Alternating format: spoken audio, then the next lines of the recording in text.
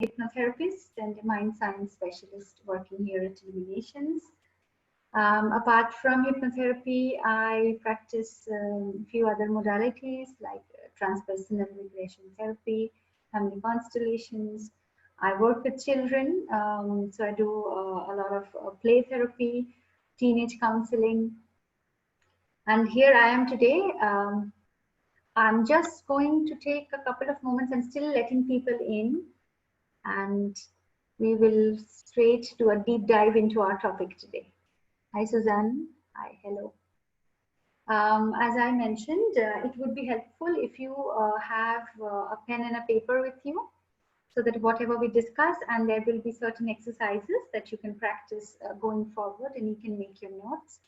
I always prefer you doing it on a pen and paper, old school style, because writing is a subconscious function rather than typing. So the results come really faster. We see more improvements when we actually do old school style writing rather than typing on our phones or on our laptops. And it would be good because we are the numbers are increasing, which means it would be helpful if you keep yourselves on mute. If you have a question, you please feel free to unmute yourself. You can ask me.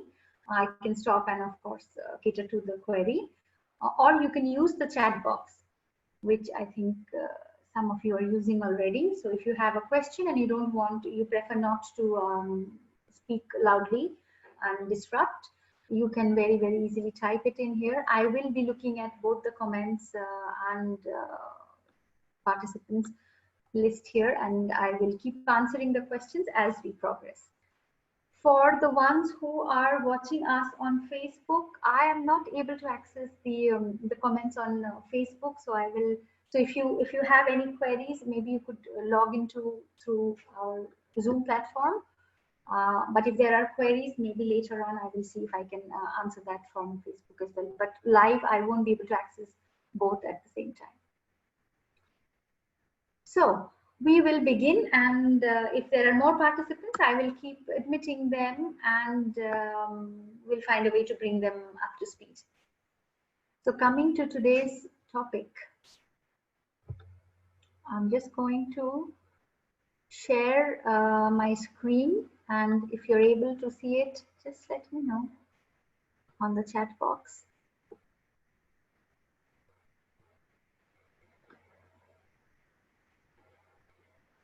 Yeah, is it visible?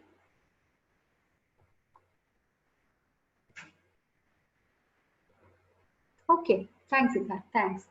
Okay, so this brings us to our topic, and we are talking about negative self-talk today, and how we can overcome negative self-talk using some very, very simple mind science practices.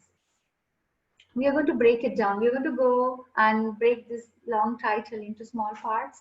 We will talk first about understanding what is self-talk. What is then negative self-talk?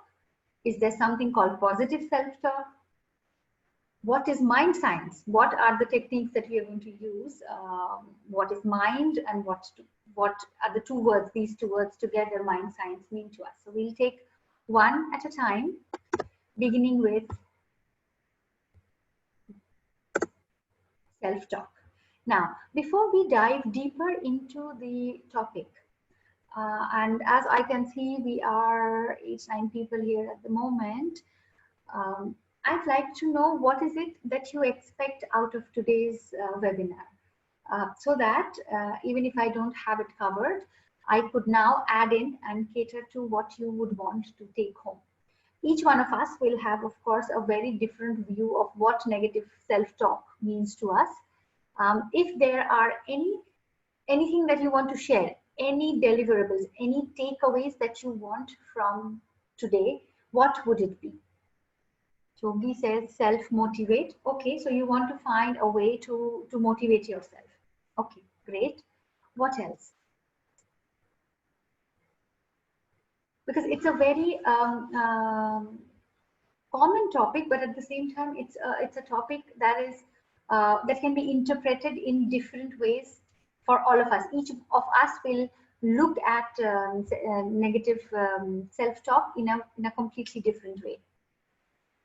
And yes, and push myself to get organized in a way to get through the day positively. Okay, okay. To handle negativity, forgiveness. Okay, great. So I will keep that in mind as we progress, and please keep adding. I will try and cater to as many of you as possible. So this brings us to the first part of this big sentence that we saw on the first slide, self-talk. Yes, Suzanne, root causes, treatments of, I'm assuming root cause of negative self-talk, and how you get around it, how you get out of it is what I think you mean by treatment. Yes, we will cover that, of course, that's the purpose. So what is self-talk? What does these two words together, this phrase together mean to you?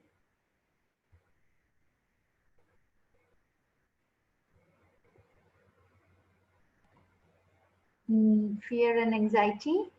I think, Komal, you're still answering my first question about what you would like to work on today. Okay, so first, your own self-talk that is resulting in fear and anxiety is what I'm reading. And that brings us to understanding what is self-talk. Of course, it means that what we are talking to ourselves, it definitely means our inner dialogue, which means that voice in our head that is always there, that is talking to us, of course, not loudly as we speak with other people, but definitely silently, which is sometimes very conscious and sometimes maybe completely subconscious as well. What I say to myself regarding my perception of others, myself, and the world around me, yes, perfectly. It first begins with your perception of your own self. And then it extends to perception of others, and then it extends to the entire world. So yes, Suzanne, you're right. It is how do I envision, how do I perceive, how do I connect to myself, to others, and to the environment at large. Self-talk in itself is not something which is good or bad. It is just a very natural mechanism that each one of us have. The issue comes when we categorize it into whether this is useful for us, and we say this is, I practice positive self-talk, or it is something that impacts me negatively. Any self-talk, whether it's positive or negative, we will look at it in terms of how Suzanne, you just explained, vis-a-vis an environment and vis-a-vis people. So self-talk is what I accept as the truth about myself. Deep down, I have an image of my own self. Now, whether I live up to it, whether I'm there yet or not is a different issue. But this is my own self-image. And this self-image has a direct correlation to my behavior, which is the way I behave or perform. And then the self-talk, if you look at it from the self-image perspective, this is the part what others see, what others accept as the truth about me. Now, these three elements could very much be in sync with each other, or they could be completely different. So what I think about myself may not be how the world thinks about me, and may not be about how I behave. Or one or two of it are correlated and they look the same, but the third one can be diametrically opposite. In today's webinar, we will try to find a linkage between these three. We will find a way to synchronize them. And when we talk of flipping negative self-talk into something more positive, we will look at all the three aspects. So I will keep coming back to this slide to bring you back and to look at how we can remember these three things: the self-talk, the self-image, and my behavior. And let's see how, with whatever you have explained, your perception about yourself, your fears and anxiety, how to motivate myself, we'll try to bring the real issues back into this model. So that brings us to, of course, if my talk, my inner dialogue, the image that I carry for myself inside of me has a negative tinge to it, then of course that is what we are talking of as negative self-talk. So whatever doesn't allow you to be motivated, whatever doesn't allow you to plan and organize your day, any kind of repetitive thought patterns, any kind of repetitive views that are instilling fear, that is instilling anxiety in you, all of these can be categorized as negative self-talk. To make it easier, I have picked up 5 very, very common ways that we practice negative self-talk. Now, some of it may be very much common, or you may look at it in a new light today. So for today's exercise, we will try to see if we can relate our fears, our anxieties, our lack of motivation, cannot plan my day, whatever you've said in the comments, to any one of these areas, because these research shows these are probably the top 5 negative self-talk parameters that we struggle with each and every day. Personalization.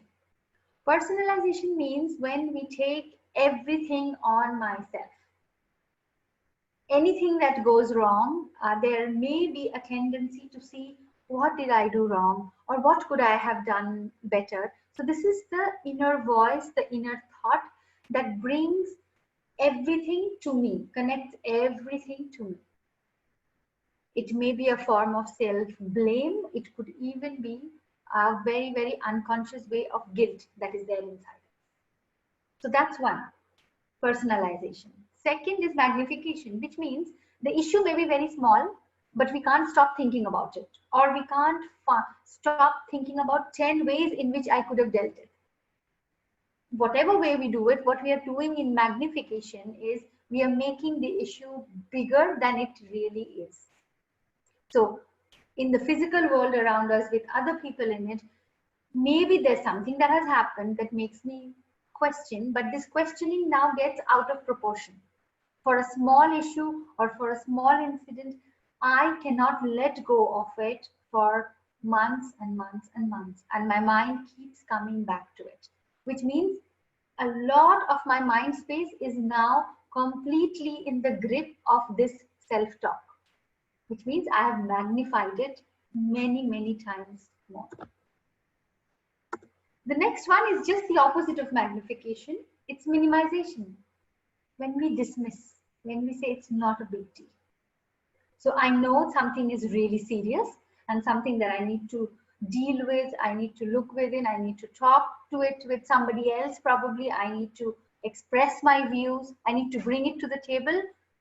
For some reason, something inside me says it's not big enough, this is not important enough, I am not good enough, so it's small.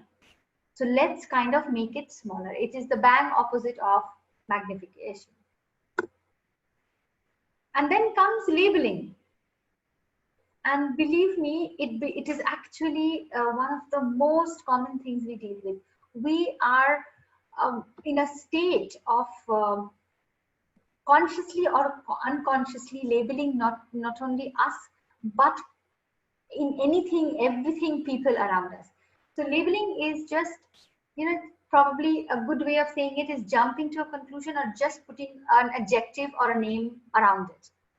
As you see in this picture, these are all labels. It's funny, you're an emo, you're a flirt, you're uncool. These are all the tags. And then we come to the last one, which is about should. So any statement, so from today onwards, now that we are very aware of these 5 things, if you catch yourself saying a should statement is like, I should have done this, I should have said it, I should have done it in a different way. Shoulds are very, very sensitive words. It immediately shows that something has gone amiss. And should is almost like the state of perfection, which is very, it's not even difficult to attain, it's almost unrealistic. So if you catch yourself that in a day, there are a lot of should statements that are coming up, then be aware that this is also a very, very strong way of a negative self-talk. Yogi says, is minimization related to procrastination as well? Yeah, it could be. See, any of them could be related to any other issue. Minimization could be definitely be linked to procrastination, because when I minimize, say for example, I want to start exercising, I want to go to the gym, I want to do yoga, whichever form of exercise. Now, every morning I will find something which is more important than exercise. And I'll say, okay, I have to homeschool my kids today, or I have to order grocery today, or I have work today at this time. So I will figure out a way in which exercise starts to come down the list of priorities for me.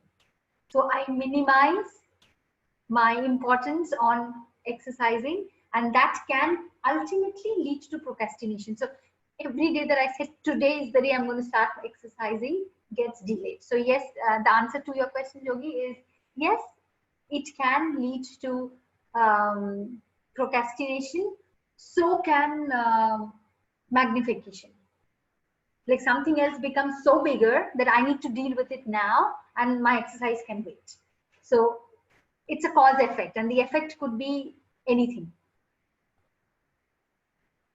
Oh, welcome. So I have given you these 5 because these are the most predominant, these are the most common ones that you'll come across in terms of our own negative self-talk, our own dialogue. Now, this is not an exhaustive list. You can also on your own identify what is that voice that goes on in your mind. And if it doesn't fall in any of these categories, it is okay. You can still note it down, and we will work on it. So the first thing that I would like you to do, as I said, keep a paper and pen handy, is because with this, take a moment and note down which one out of this is the most significant for your own negative self-talk. What is it? Are you very good at taking responsibility and putting everything on yourself, making it totally personalization? Do you minimize and brush things aside? Do you magnify and take the weight of the entire world on you? Do you label yourself, or do you label others? Do you find that that there is a judgment about something, or it's very easy for you to find those words to label yourself or anyone else? And if you find yourself, there's a list of, the to-do lists. I should be doing this today. You may find yourself in many. It's quite natural. Each one of us have some parts which are stuck in each one of these 5 categories. I would like you to choose one for now, because we will go ahead with the exercise keeping in mind one. Later, as you learn the mind science techniques, you can change it and you can keep using it. You can discuss it with your family members, your friends, and you can help others use these techniques as well. So for now, for the exercise that we're going to do now, all you need to do is to choose one type of negative self-talk that you think is adversely affecting you as of today. So what I would like you to write down is just identify the theme. Out of the 5 that we saw there, what is your theme of negative self-talk? Now, when you are, for example, if I pick minimization, then the answer to point number 1 is minimization. Now, identify the impact of that negative self-talk it has on 1, your behavior, and 2, your self-image. So we are coming back to the slide we saw earlier. What happens? How do you visibly behave when you have this record, when you have this voice in your head? And what does it make you feel? And the third thing we need to do before we start our exercise is, now I know this is what I do, but I want to now flip it and be something else. So we are talking about positive self-talk here. So what can I replace my negative self-talk with that I can now give? I will give you an example so that it's easier for you to take it in. For example, I have figured out that I indulge in negative self-talk of labeling. It's very common. And the talk, the dialogue, the soft voice in my head that is pulling me down, it says, I'm a loser. Now, what impact does it have on my behavior? Well, even before trying to do anything, I just give up.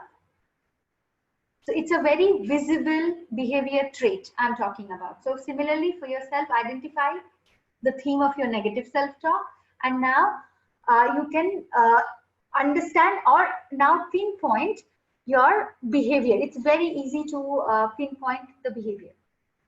So for me, I give up before even trying. When I do this, when I tell myself I'm a loser and I give up even before trying, the self-image is incompetent. And the last thing that I need to do is to identify the positive self-talk. So now, today, because I'm going to learn these mind science techniques, I no longer want to label myself as a loser. I want to tweak that sentence and I want to tell myself that yes, I do mistakes, but I learn from my mistakes. I am an achiever. So this slide is an example. Now, just don't go with this. And even if you're picking up labeling or I'm a loser, I'm not good enough as one of your negative self-talks, try and give your own words, especially for number 3, which is identifying your positive self-talk. Because once, you know, what happens is when we take from somewhere else, it's always somebody else's idea, energy there. So give yourself a minute or so, use your pen and paper and write down only these 3 things. Identify which one, which category. Out of the 5, try and give it a short sentence or a few words like a phrase. Identify your tangible behavior pattern. And then give a word for what does the self-image look like. Like when I give up before trying, it makes me incompetent. I've not even tried it. And then identify that one sentence. This is going to be like your affirmation. So I have here a couple of general affirmations and positive suggestions. You can read these, but it is always helpful if you write your own affirmation. So I'm just going to give it 1 minute for you to think, for you to write this down, because when we do the exercise, our entire exercise is going to be based on this, because then it is just not academically I'm trying to teach you something. It will become very, very personal to you, and you can use this to better your life from today onwards. So just take a few seconds, write it down, and then I'll take it on from there. I'm just going to check in the chat. No, there's nothing new.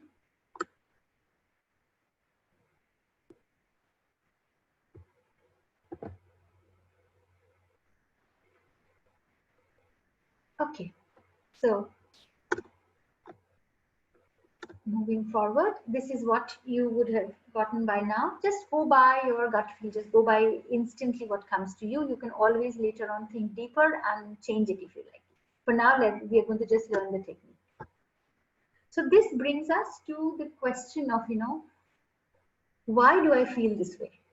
Because see, it's not that a part of me doesn't know that this is negative self-talk. Whatever we have discussed till now is cognitive, and it's understood by everyone. And I know, and I can catch myself when I know when I'm going down my negative spiral. Which then means that then what, knowing it is just not enough. Just knowing that, okay, this is negative self-talk and I have to do my affirmation, I have to do my prayers is not good enough for me to make the change. Then what can I do for this change? And when I talk of change, I'm here talking of purely awareness, because once we become aware of, as someone said in the chat, that, you know, the root causes of why I have this negative self-talk, it itself is a huge transformation. It is almost, I would say, the awareness goes like 80%, and the rest 20% is the practice and doing it over and over again, so that our brains can form the new neural pathways. So today we are just looking at awareness, understanding how our mind works, and once we understand that, we will use the tools and techniques to reverse this.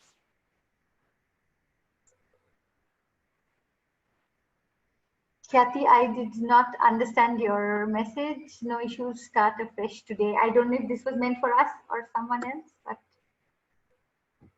Anyways, if it was meant for us, then just if you could elaborate later, I'll come back to it. Okay. So coming back to the awareness, the transformation part, because once we are aware, we are able to take it forward. And that brings us to the power of our thoughts, and we are entering into the zone of mind science. Because this is all in our mind, right? This is all in our thoughts, whether it's not negative, whether it's positive, it is not directly in our physical reality. So if this is in our thoughts, which means that if our thoughts determine the way how we feel, that means the way we habitually think, or that voice that is there in our mind that we habitually are in a way of listening to, will determine how we are going to feel. So thoughts connect to our feelings. So if we want to change how we feel, so I don't feel motivated, I feel anxious, or I feel fearful, then we must learn to change how we think. And that brings us to, that links us to the power of thoughts and the mind. So it obviously now tells us that if our thoughts are, which are of course coming from our belief systems, it could be coming from our experiences, which are stored of course in our mind, it is imperative that we try to understand how the mind functions. And that's where we're going to pick up two tools today from the domain of mind science that's going to help you fight your negative self-talk. But before that, we need to look at what is mind. And I'm just going to check. Okay. Thanks, Kathy, for explaining. She says that it was her way of showing the affirmations. Yeah, thank you. Keep that affirmation in mind. We will use the affirmation later in the as we progress for our exercises. So that brings us to the science of mind. And the first and a very simple question that I'm asking you is, what is mind? Because negative or positive, the self-talk is not happening physically in front of us. It is happening intangibly in our minds. So please let me know in the chat box, what do you think is mind? Where is your mind?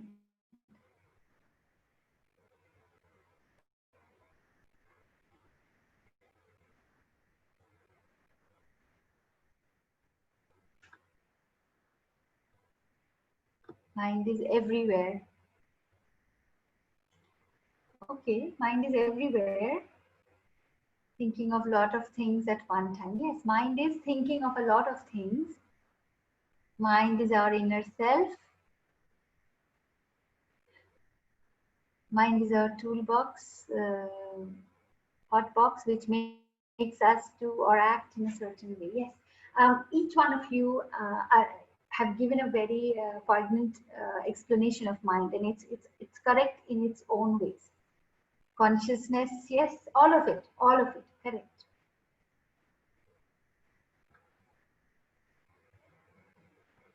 So even in a small group that we have today, you see how the definition of mind is different for each one of us. None of us have given the same explanation.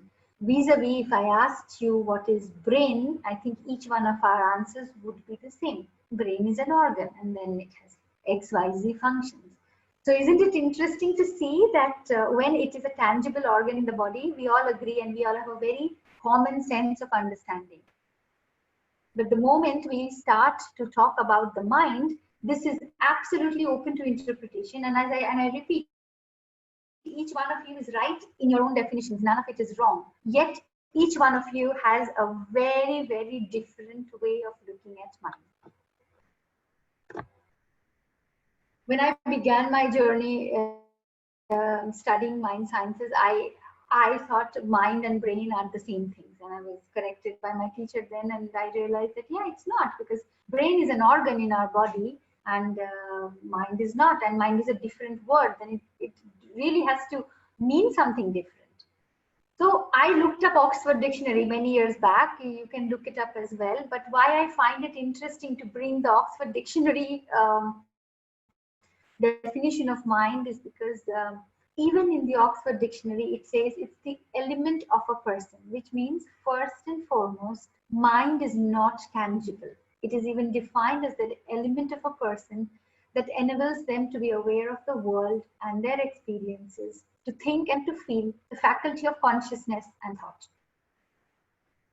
So this is an intangible asset with which we are living our lives. And mind, yes, somebody said is everywhere. It can be everywhere because it is not capsuled as one organ in our body. Mind is actually a tool, and one of you said that it's a toolbox. Yes. So mind is actually a very powerful force. It's a tool. Now, the multi-million-dollar question is that are you in charge of your mind, or your mind is in charge of you? Are you in control of your mind, or is your mind controlling you?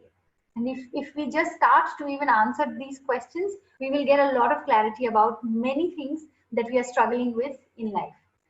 The body, including the brain, is like an hardware. A very nice way of understanding this is we have a body, we have a brain which is tangible. It's like the hardware of my computer that I have in front of me. However, just my computer doesn't allow me to connect to you. I am connecting to you via Facebook, via Zoom, which means there's a software. There's something intangible. I cannot touch Zoom, but I can connect to you through it.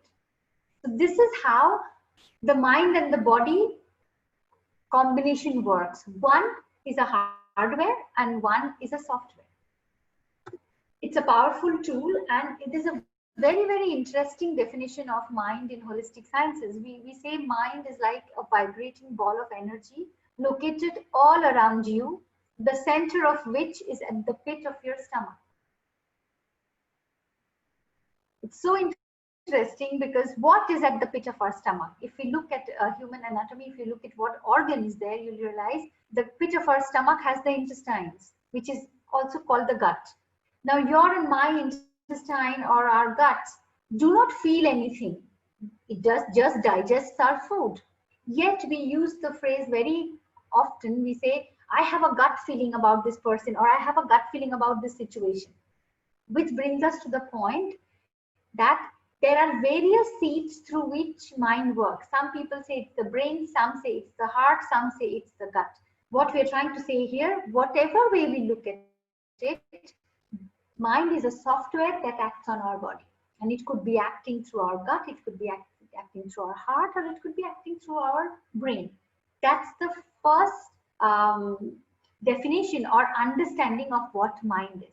Any questions, anything that has caught you by surprise, or any questions so far? Because it's, as I say, it's very easy to define brain, it's very easy to talk about neuroscience, because that's very much, there's only right answer, one right answer there. But when we're talking of mind, it is quite big. It's a field in itself, and there are various ways in which you can interpret it. So nothing on the chat. I'm going to move forward to this vibrating ball of energy that is all around us, the center of which is at the pit of the stomach. If this is my mind, now we are getting into the deeper understanding of it. So of course, we all know that we have a part of the mind that is conscious and a part of the mind which is subconscious.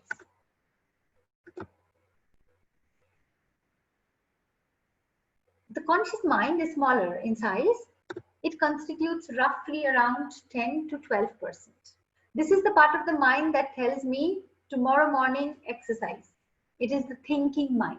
This part of the mind has all the functions like thinking, logic, analysis, feelings, decision making, judgment. So this is your the CPU of your computer, which is constantly processing information. It's in a state of flux all the time.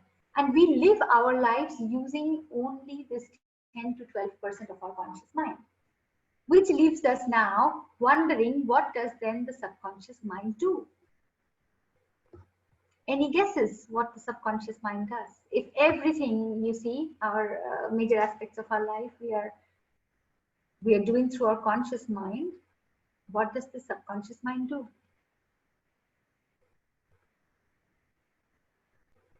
No, we are all wondering. That's okay.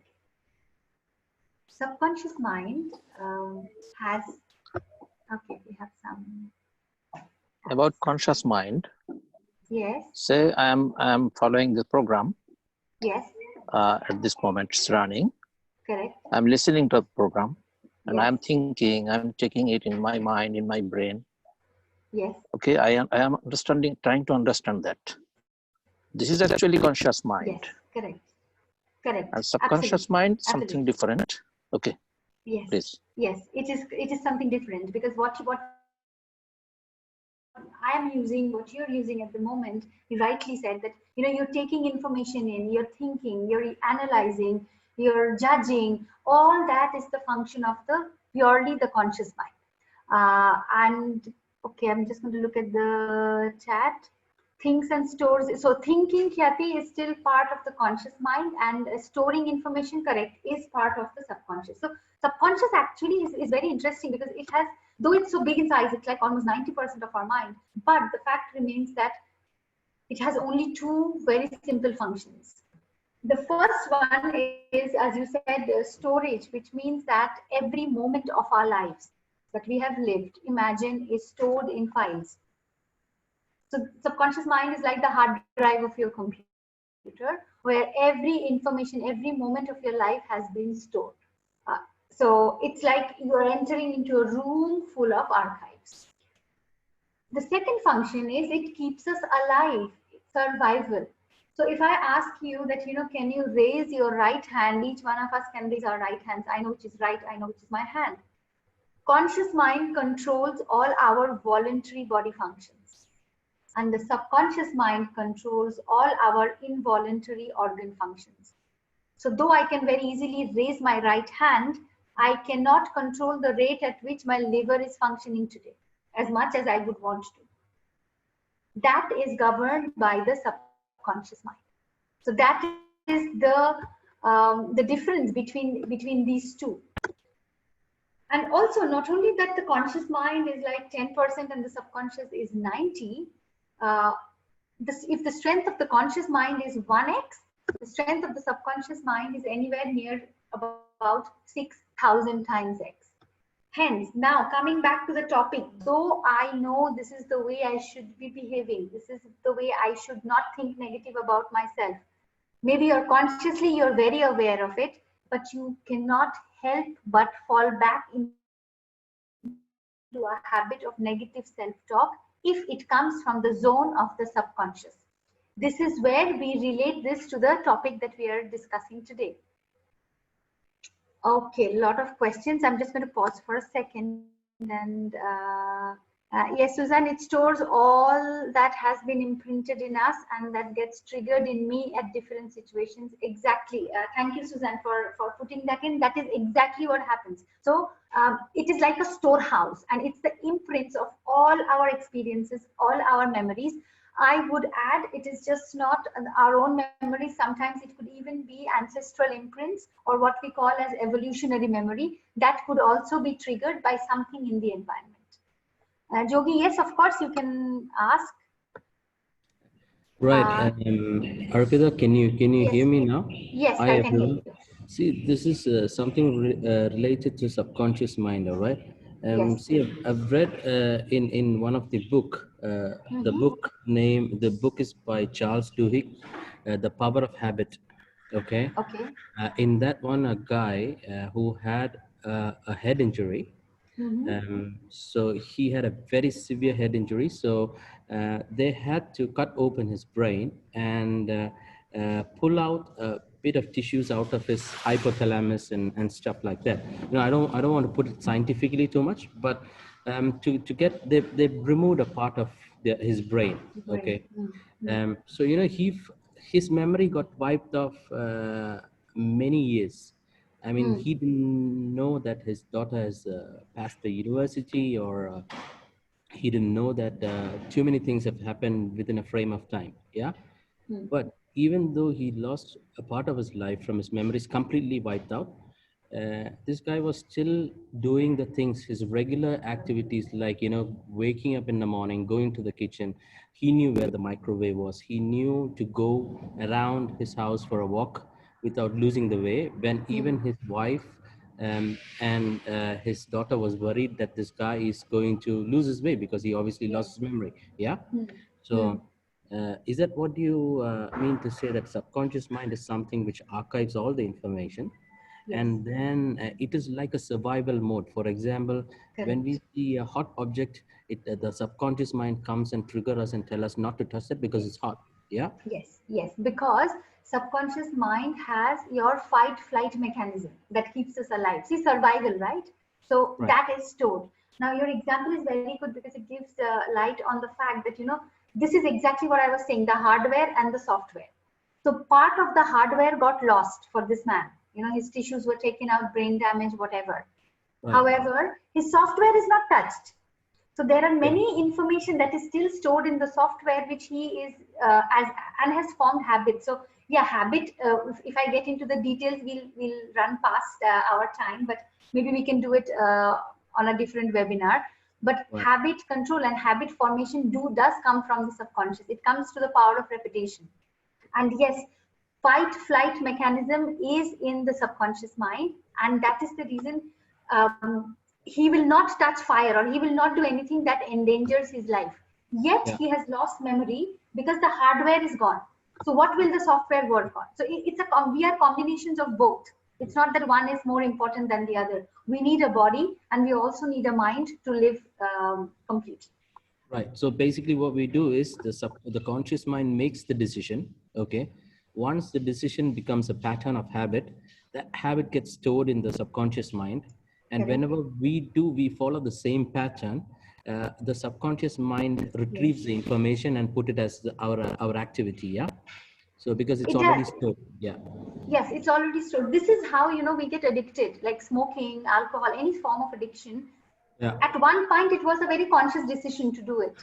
But over a period of time, we lose track of why am I habituated to it in a way that I can't live without it.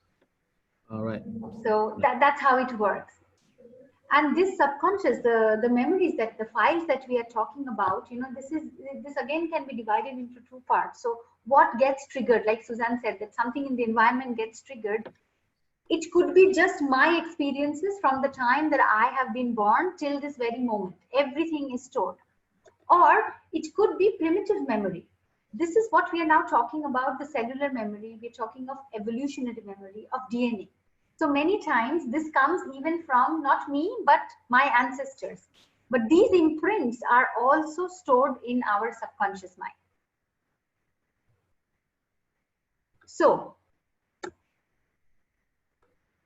this is just not enough. There is a little bit more to it, which because it's relevant to our topic today. So it's conscious, it's subconscious, but there is also another part of the mind, what we call as the critical mind. Now, this is like a mind that is formed in the first 8 years of our lives. It depends on the society. If you see on the screen, the seer, the word seer stands for the imprints from the society, the imprints from our education we receive or we don't, the imprints of the economic situation in which we are brought up, and lastly, by the religious beliefs of people and families around us. In simple words, this is what we call conditioning. And this is the beginning of start of our belief systems. Why I'm bringing this up for our topic today is because a lot of our labeling, as we saw in the slides before, comes from our unconscious or conscious belief systems. The self-image many a times comes out of the belief systems. Now, if this is conscious, we can easily rewire it and work on it and overcome it. It's only when your negative self-talk becomes repetitive, you know it that it's not true and you want to overcome it and you can't.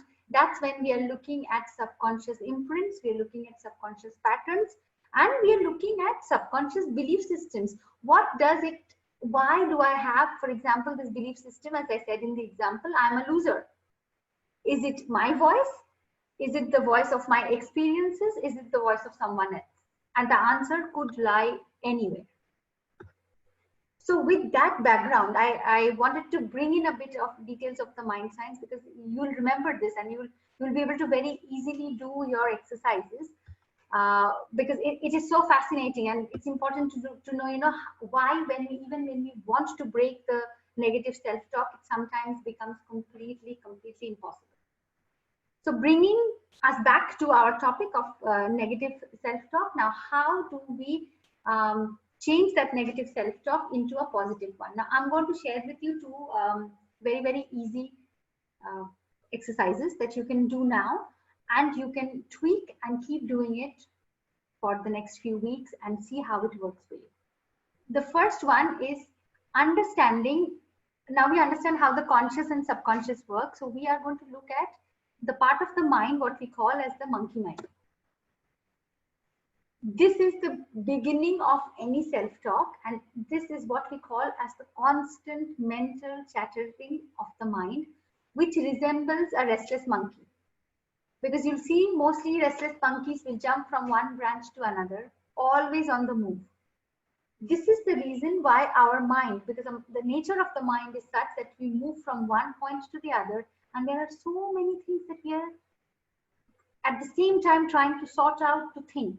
So the slide says that the mind can produce up to 100,000 thoughts per day, but easily anywhere out of these 100,000 thoughts, you will agree with me that 80% of our thoughts are repetitive. So what I've thought yesterday, I've again thought today, and I'm pretty sure I'm going to think again tomorrow. Not because we are not intelligent creatures, we are, but because that's the nature of our mind. And I've given you certain examples of a monkey mind, when you are completely reading off a laundry list of what all you have to do. When you are sitting and just listing your fears, the fears could be real or they could be imaginary. Or you keep going back to some incident that has hurt you, that has happened in the past. Or you're constantly judging, or you're in that catastrophic state of, what if this happens? What if that happens? It's just like that processing unit, the CPU, where constantly there is something or the other coming. Now, a lot of these thoughts could be your negative self-talk as well. So exercise number 1, and you can do a shorter version of it now, is establishing a journal practice. So this comes with the premise that I'm going to acknowledge that I have a monkey mind. It is not to negate it. It is not to bury it and say, no, I'm Zen and my mind doesn't go. All of our minds go at a certain speed. So first acknowledge that I do have a monkey mind. And when I acknowledge it, I'm going to start talking to the monkey mind just the way I would talk to someone else. So you can start this starting tomorrow morning. Let your monkey mind know that every morning you're going to give it 15 to 20 minutes to run amok completely. So whatever worries, fears, procrastination, whatever are the worries of this mind, you're going to respect this mind, you're going to acknowledge this mind and say, dude, this is your time. 8 o'clock to 8:15, I'm going to sit down, and you literally will sit down with a journal, with a diary, with a pen and paper, and write down, list out during this time, write down what you're thinking, what you're feeling, anything that you're worried about. Just dump it on the paper, hand write it. Do this for the amount of time, say you can allot 10 minutes, 15 minutes, 20 minutes, and once that time you have allotted, you stop your journaling and you say it's over for the day. So I have heard you, but that is it for today. And guess what? Tomorrow morning, 8 o'clock, I will come back again and I'll give you the opportunity to share whatever your worries are. And that is it. This is your exercise number 1. That will very, very easily, it sounds very simple, but trust me, it takes away 80% of your negative self-talk because you are giving it concentrated time. Why negative self-talk keeps happening is because we try to push it away. We try to say, it's not important, I have to get over it, I have to think positive. And the more we push away, the more we push away things, the more it will repeat. What we don't repair will keep repeating. So this is an exercise, a very cognitive exercise that you can do every morning, and guaranteed you will see the amount of that overthinking that goes on in your mind, the amount of negative self-talk that you bombard yourself with will drastically come down. So that's exercise number one. Maybe you can take just a few pointers and you can start tomorrow morning. I will leave you my contact details. If you get stuck with any of these, you can always get back and let me know. And the second one is what I am going to now not only take you verbally through it, but I'm going to also practice with you so that when you start to do this tomorrow onwards, you know how it will feel. This is what we call as the mindfulness practice. Again, the basis is that we acknowledge we have a mind that is running at a certain processing speed. The idea is not to bury it. The idea is not to deny ourselves negative self-talks. The idea is actually acknowledge it, give it some space in your daily life, and then flip it. Now, there are certain pointers that I'd like you to make a note of. For this exercise, I'd like you to create a time and space, which means do it at the same time. Choose a regular time each day for this exercise. So if you're doing it in the morning at 8 o'clock, please try and follow the same time in the same place, even physically in the same place. Second thing is keep your phone, keep your watch with you. You can set a timer. When you're beginning, you can just start with 5 minutes. And then as you become comfortable, you can ease it up to 15 minutes to anytime between 15 and 40 minutes, up to your comfort level. The posture, the position in which you sit is also very important. Try and sit cross-legged on the floor if it is possible with a mat. If not, you can still use a chair and put your feet flat on the ground, and you can keep your hands on your lap. And then the last thing before you start the exercise is to check your posture. It's advisable to sit up straight. Sitting up straight doesn't mean that you have to ache your back, so don't make yourself stiff, but just keep your back comfortably straight. Keep your neck long, your chin tilted slightly downwards so that you're not looking up. Your chin is slightly tilted downwards. Your tongue resting on the roof of the mouth. They're very, very small things, but each one of them has significance. Relax your shoulders, so don't stiffen yourself up. Let your shoulders fall down.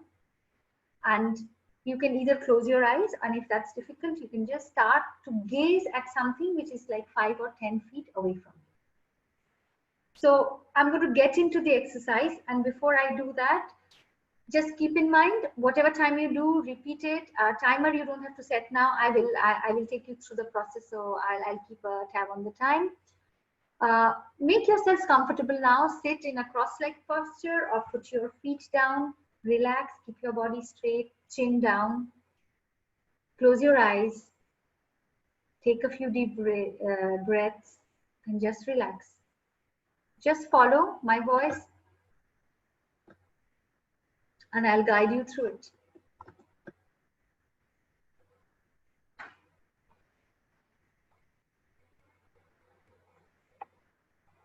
Just keep breathing. Don't change the way your breath is at the moment. Just observe your breath. And as a first step, in your mind, please repeat these 3 sentences. My name is, my age is, and this is my body. So you bring your complete focus and attention on your name, your age, and your body. And with your eyes comfortably closed now, take 3 deep breaths. Breathe in and breathe out. And breathe in and breathe out. Breathe in and breathe out. With your eyes comfortably closed, come down onto your breath and feel your body relaxing and your mind becoming very calm.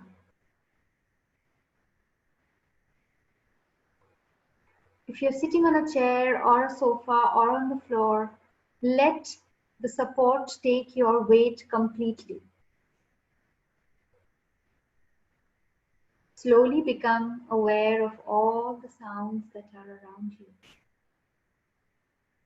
Make a mental note of whatever you can hear and let those sounds be there. Draw yourself back from where you've been in the day. Draw all your energies back home into your center and ground yourself. Feel your physical body beginning to relax and your mind slowly becoming very calm.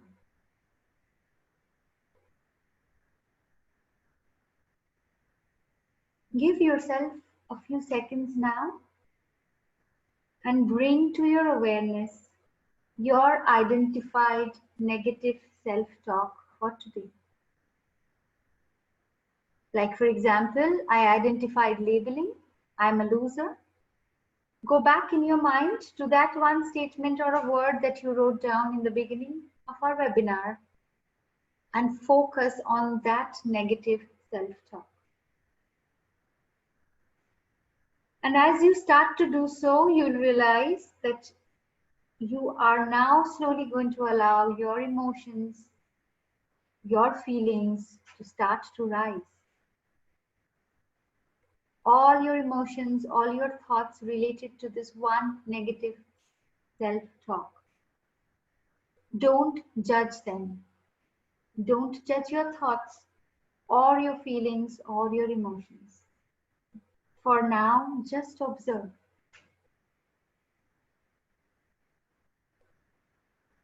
From being the victim of these thoughts, these emotions, and these feelings, you're just becoming an observer for them.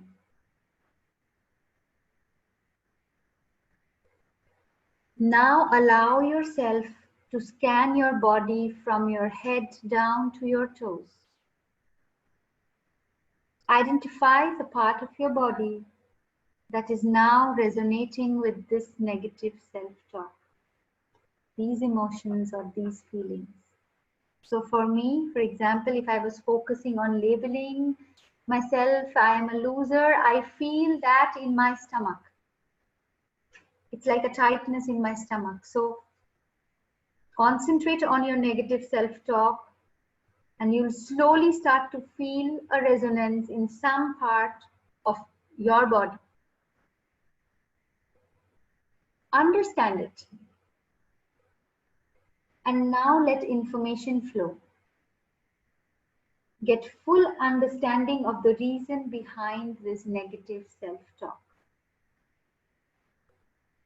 When this information starts to flow to you, it could either be a memory, it could either be a person, it could be almost anything. Whatever it is, allow your mind to pick up and show you the reason behind this negative self-talk. It could be even somebody else's words, not even yours. For now, this is sufficient. Just know it, acknowledge it, but do not judge it. You remember you're an observer and you're just trying to figure out the imprint behind this negative self-talk. Now, whichever body part was reacting to this negative self-talk, so the feeling of me being a loser in my stomach, focus on that body part. And if you can, place your hand on that body part if that is accessible to you. If it is not accessible, then just imagine you're gently touching that body part. And as you touch, you start to release this energy of this specific negative self-talk. Just by your touch, you activate it. You can gently tap or rub if you feel like. But just imagine this negative self-talk, whatever you chose for yourself today, is evaporating out of your body. Let it flow out. Allow it time and let it float away, and you watch it float away.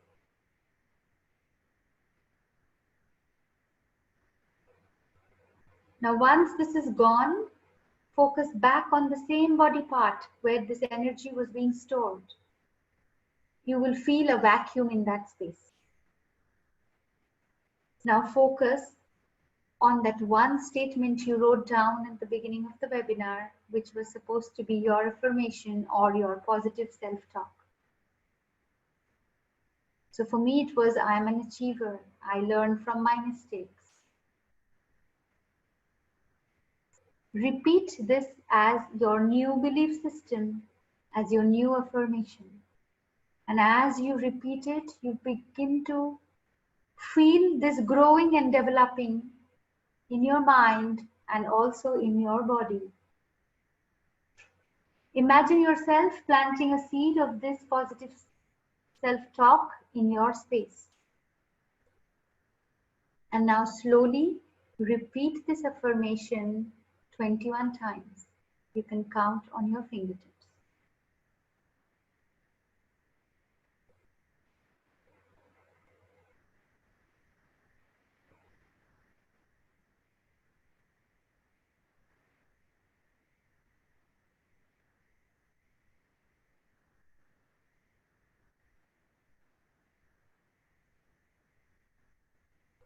You are just flipping your negative self-talk into a positive one. You're letting go of one and inviting the other. Be fully present as you are doing this. Stay in the here and now, in your body, and feel this exchange. And when you feel it is enough, then slowly allow yourself to come back into the here and now.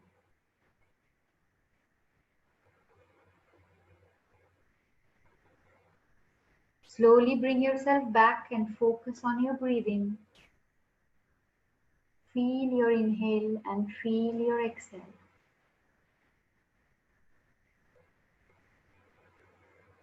Slowly move your fingers and your toes. And when you're ready, you can gently open your eyes, but take your time.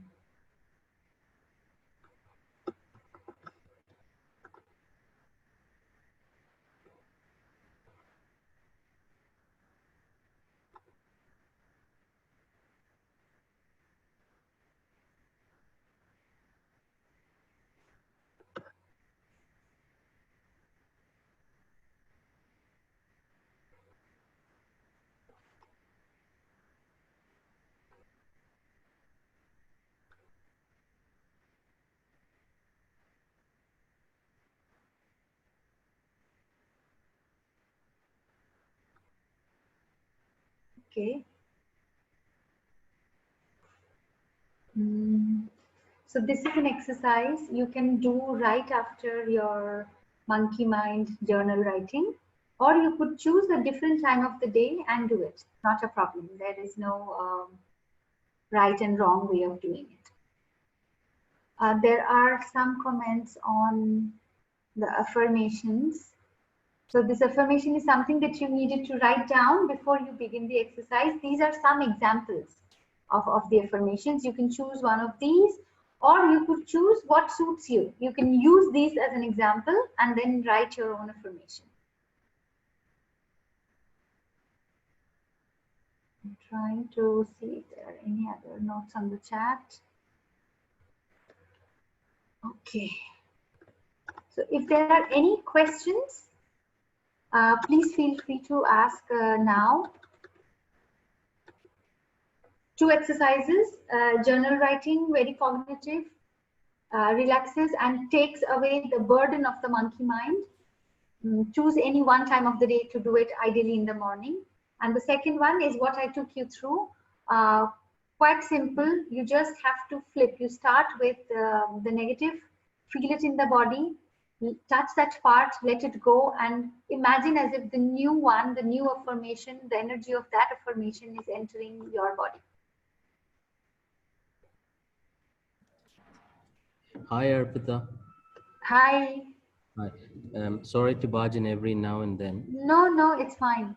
Okay. Go ahead. See, regarding when we are doing this meditation kind of thing, Hmm. see that about affirmations, yeah. So affirmations is Hmm. something like we go back to the slide number 2, or we have Yes. to be on those affirmations, and Yes. this 21 times, Yes. it has to be on that number, yeah. Does that number carry any Yes. relevance or something? Yes, it does. Thank you for raising it. Yes, it does, because in holistic sciences we believe that multiples of 3 and 7 are very poignant numbers, because it follows the law of repetition. Not only in you'll also see this in a lot of energy healing work as well. We say that practice it for 21 days. Why? The law of repetition, first and foremost. This is how we have learned ABCD. We repeated it, we repeated it, we repeated it, and we have learned how to speak in English.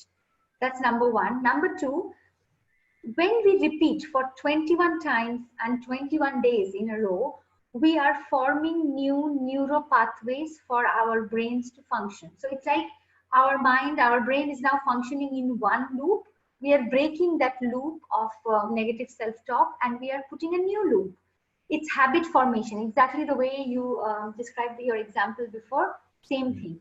So 21 days is randomly used, it's rampantly used actually across all modalities, because it takes that amount of time to rewire our mind and retrain our brains, and it Right. works beautifully. You will Right. sometimes get results even way before your 21 days, but Yeah. 21 days is a good number to start with. Yeah, because I have come across this 21 days in that power of habit as well. Because anything Yes. you try to do, if you have a bad habit, if you Yeah. are able to achieve 21 days straight line, then which True. means you're breaking that habit and Yes. forming a new habit.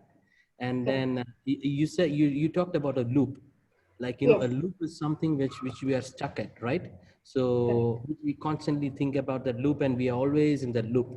So is that the loop which you're referring to, like a loop of hell or something you call it? No, no, that was in other thing. So you are worried about something, and you get more worried that you're worried about that thing. So you're Exactly. worried, yeah. Yes. Yes, exactly. So the loop is in a very simple way. It's a habit. See, even our negative self-talks are habits. We're just used to thinking in a particular way. Now, whether it comes from our memories, it comes from our evolutionary memory, it comes from our conscious mind. We don't know that.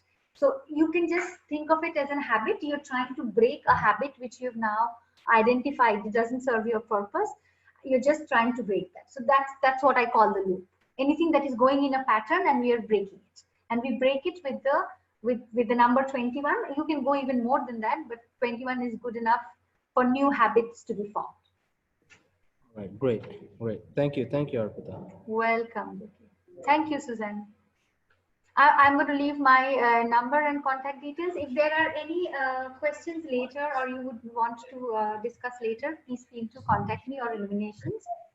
And I would suggest try to practice these two very simple tools. Yet they're extremely powerful, and you'll see how knowingly, unknowingly, you will come out of the pattern that you're stuck in. It works beautifully, and it's so easy. It doesn't take more than 10-15 minutes in the morning. It gives you a good start of the day as well. Thank you, Siddharth. Arpita, I'd like to ask a Yes, question, if it's yes, possible. yes.